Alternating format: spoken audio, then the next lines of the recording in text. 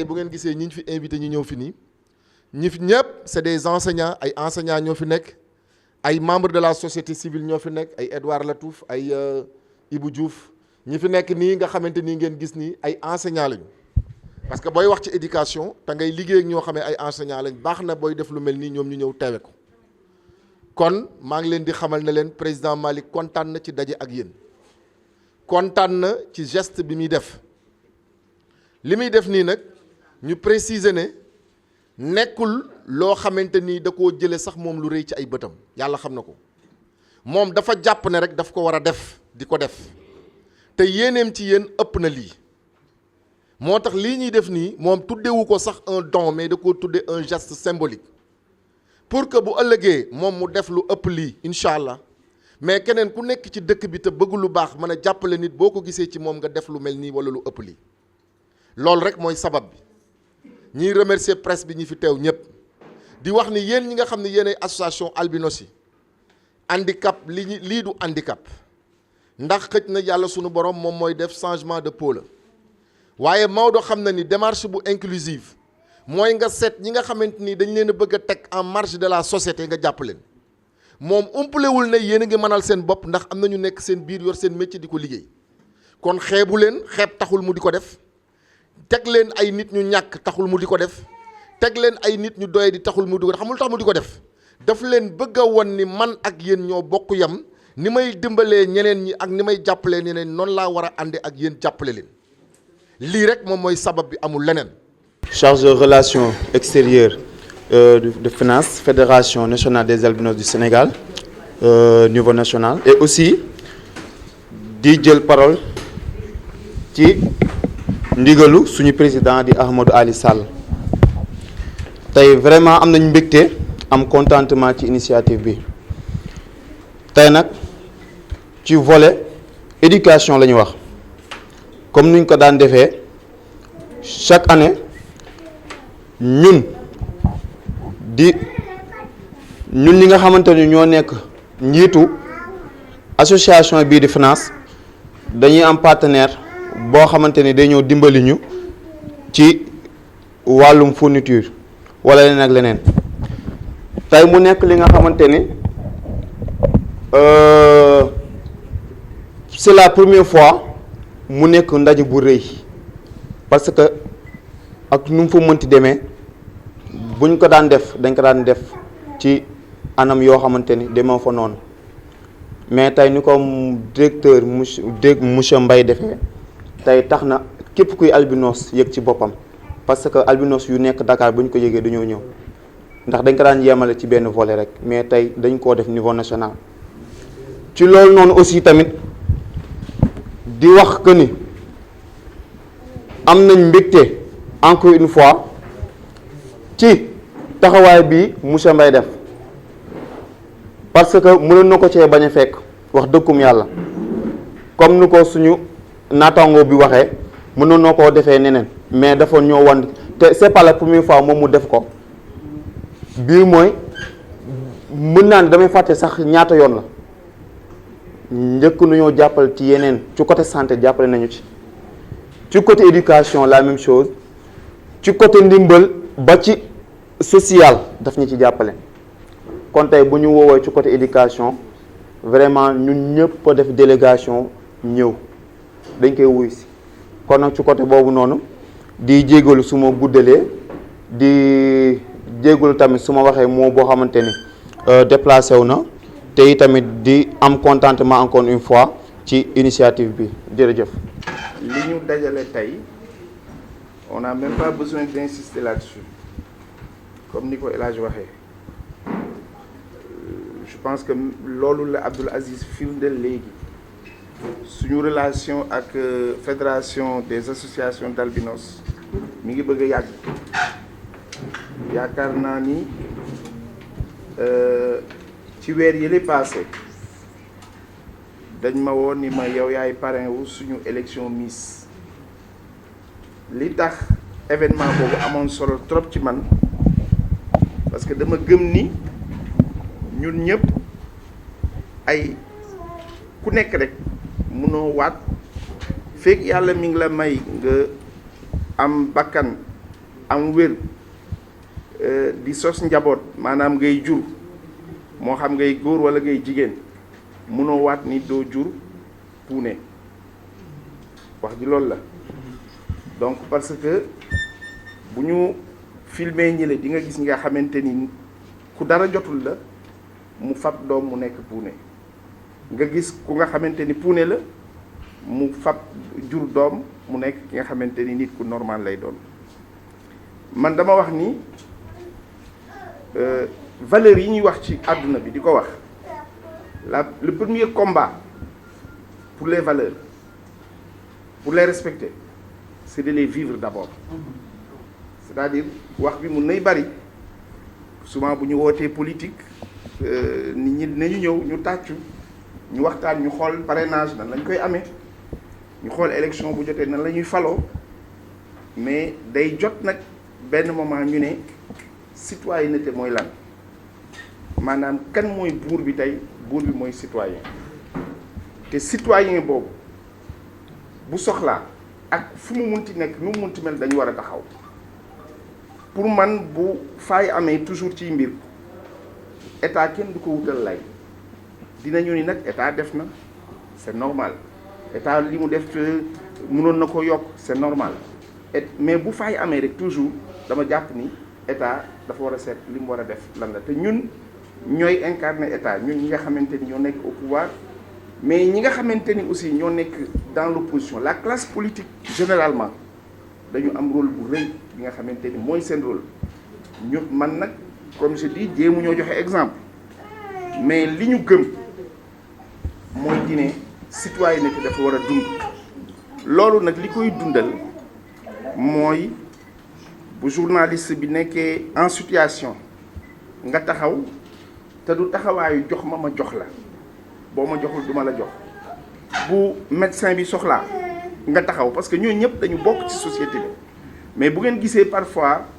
dama wax ni homme politique ku ko gën a sonn amul parce que day homme politique day boole taxawaay day jëf day taxaw te wóoru ko souvent ni ko dina am résultat te li muy def bu manqué ñu critiquer ko mais bu ngeen gisee souvent nag ñun les hommes politiques ñu ñuy xaw a laal tuuti mooy souvent bu ñu waxee rek lu ci ëpp dafa nekk ci mbiru élection wala mbiru vote wala loolu te loolu du loolu am solo pour dellu siwaat suma relation ak fédération nationale des albinos mi ngi bëgg a yàgg seen journée nationale la woon bu mat il y a 3 ans yàlla xam na ni jour boobu invité wuñu ma woon sax damay wàcc di génn laajte lu fi xew jour boobu ci laa xamante ak Amadou Ali Sall mu ne ma albinos yi ñoo fi xewle ma ñëw jaxasoog ñoom man jàpp ma ni ndimbal la bu ñuy joxe dama jàpp ni nag échange de bons procédés social la maanaam dafa am benn affaire fu ñuy jàppe indi ko mu am fu mu jëm am njëriñ lu mu fa am njëriñ loolu nag lu tax tey mu am sens mooy dafa jëm ci yar dafa jëm ci éducation dafa jëm ci formation dafa jëm ci xale yi nga xamante ni dañ leen a war a jox chance pour que ëllëg fils doomu ñëpp di jaar ba tedd ba tekki comme on le dit ñu jaar fa ma wax ni plaidoyer bi nga xamante ni bëgg naa ko porter tey en tant que ambassadeur défenseur des albinos c'est la gratuité du crème solaire des crèmes solaires crème solaire bi dafa mel ni tey ñi yor sida ni ñu leen fexe ba les antirétroviraux gratuits noonu la ñu war a fexe ba crème solaire gratuit ci ñi nga xamante ni ñoo di albinos yi maanaam puune yi li ko waral mooy lan bi ñu defee calcul albinos yëpp bu ñu leen joxoon ku ci nekk li ngay soxla ci crème solaire te mu diis ci ñoom ndax bu ñuy dox ci naaj bi dañ koy soxla ak lunettes yi bi ma ko totalisé ci budget Sénégal lépp bu ñu ko joxoon gratuitement day nekk 9 milliards je pense que 9 milliards sur presque 4000 milliards yi nga xamante ni mooy budget Sénégal lu war a mën a nekk la donc ñuy ñaan la presse sénégalaise ces soldats qui constituent une armée aux exploits quotidiens je dis une armée jamais chantée ni décorée nous comptons sur vous pour que plaidoyer bi ñu porteel ko nos amis et comme je dis kenn xamul kan mooy jur ëllëg fii albinos comme nag kenn xamu ko te ci biiri mbokk la dafay baax yenn saay ñu jël politique teg jël farfarloo teg fàtte remaniement fàtte ku falu fàtte fusion fàtte lépp te wax li nga xamante ni moo jëm ci askan wi loolu mooy sensu li ñu indi tey dafa leer ba nga xamante ni ñi ñu convoqué ku ci nekk xaj na am na ci ñi nga xamante ni naturellement ci ñun la ñu bokk ci wàllu politique mais dañ fi teew escalité soit yaa ngi ci social wala yaa ngi ci éducation bi wala événement bi intéressé na la au point que suba di ñu mën a permettre ñu am ay partenaires je pense que fi may terminer mooy wax leen yéen fédération nationale des albinos ngeen jóg taxaw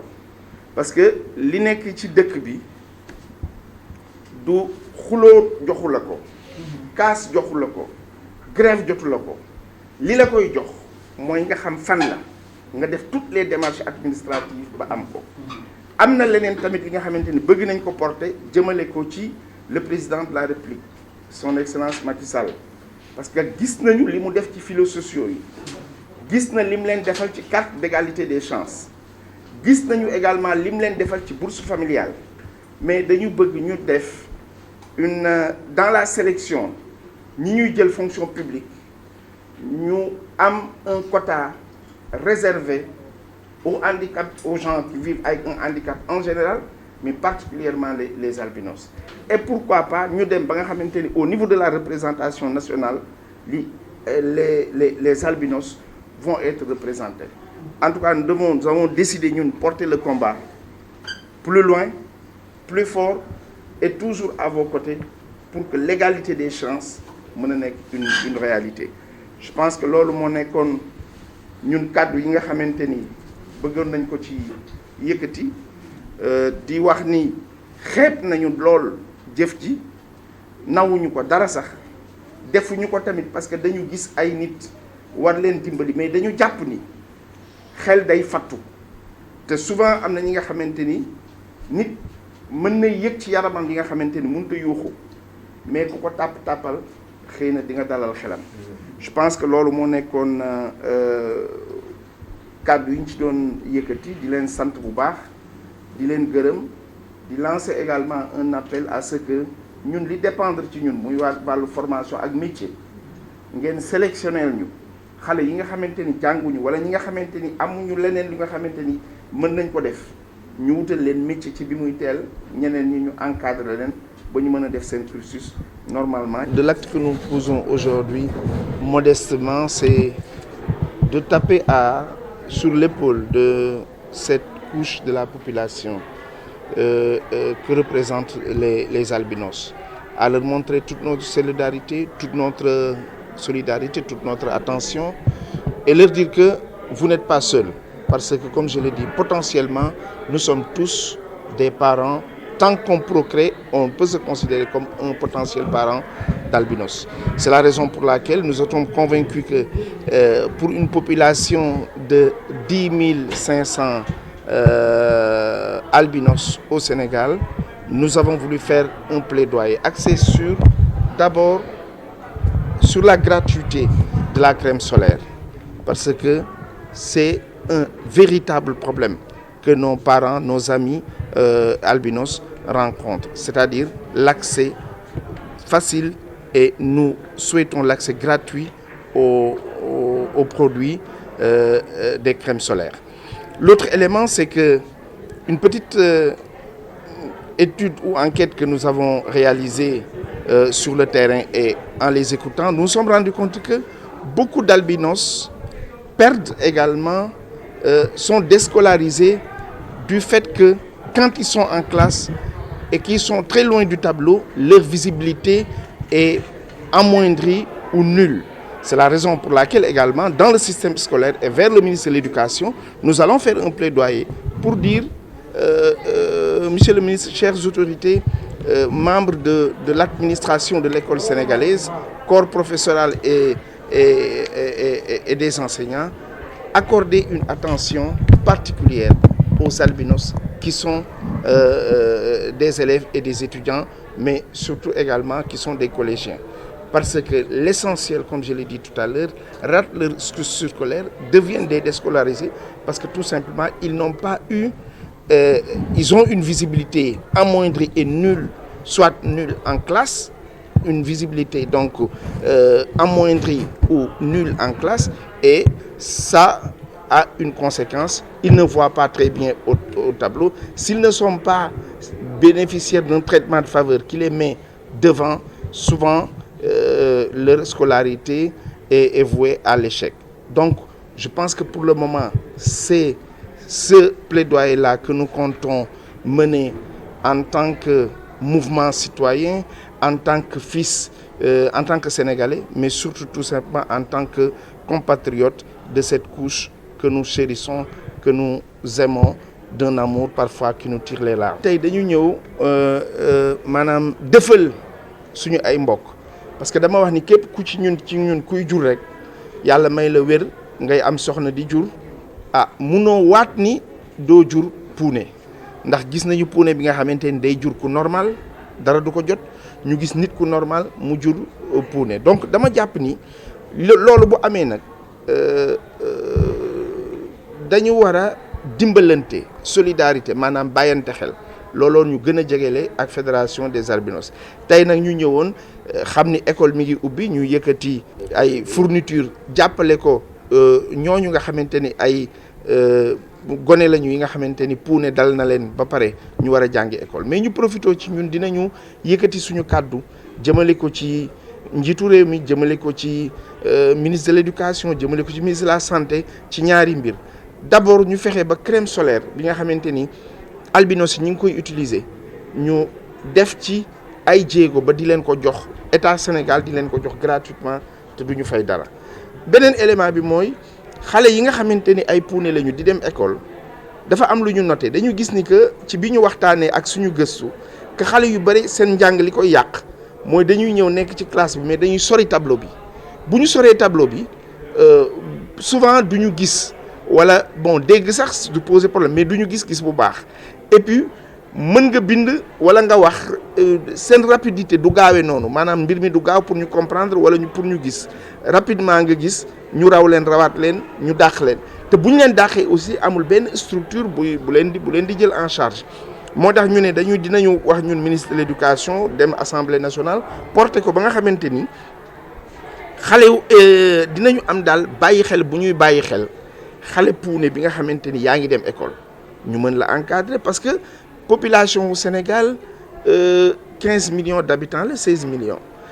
10 500 puune moo am maanaam fukki junni lañu ak juróomi téeméer yaakaar naa ni bu ñu ci defee taxawaay war nañ leen mën a am taxawaay bi nga xamante ni dina ci am te am nañ ñi aussi que ñoom nag gërëm nañu président ci lim leen defal maanaam carte d'égalité des chances bourse familiale yëpp ñu ngi ci gis seen bopp mais loolu daal mooy plaidoyer bu ñu bëgg a def am ci taxawaay bi ba ñu mën leen a jariñ je pense que dañ leen di bàyyi ak Amadou Ali Sall muy président fédération des albinos ma wax ni aussi que li ñu def nii comme ñoom li ñu leen ko waxee daray politique lalu ko c'est parce que ñi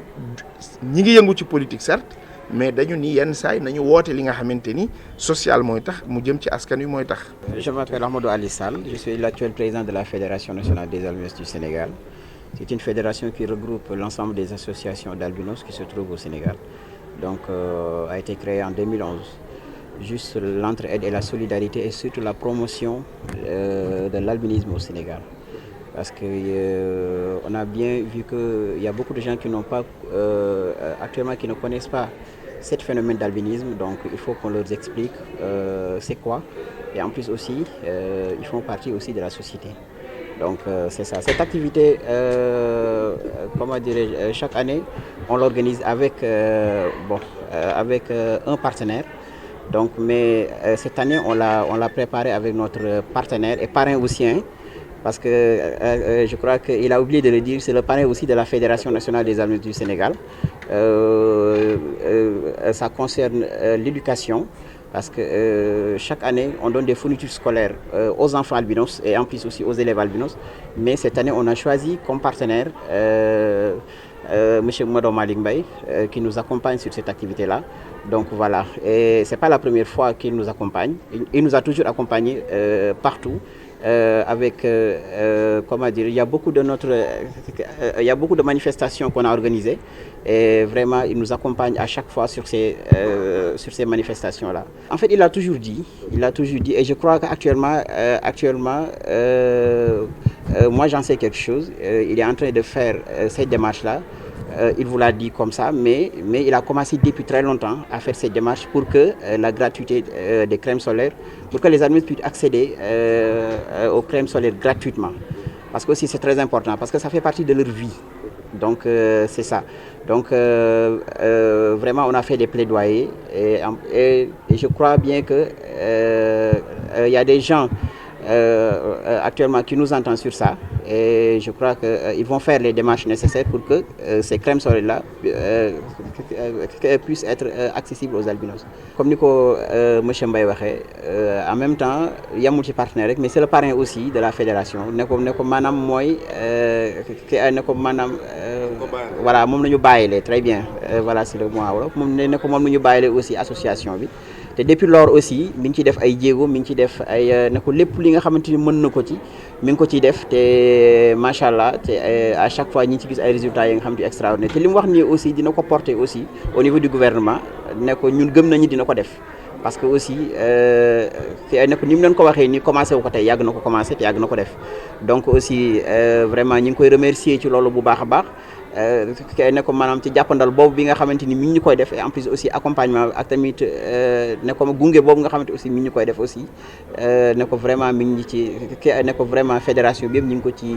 jaajëfal di ko ci remercier wax na nag lu am solo parce que yaakaar naa tey boo bëggee def ne ko tey y a des choses ya nga xamante ni boo ko bëggee défendre il faut nga toog fañ koy défendre comme lu mel ni assemblée nationale ak tamit yenn institution ya nga xamante ni foofu noonu tey ne ko maanaam tey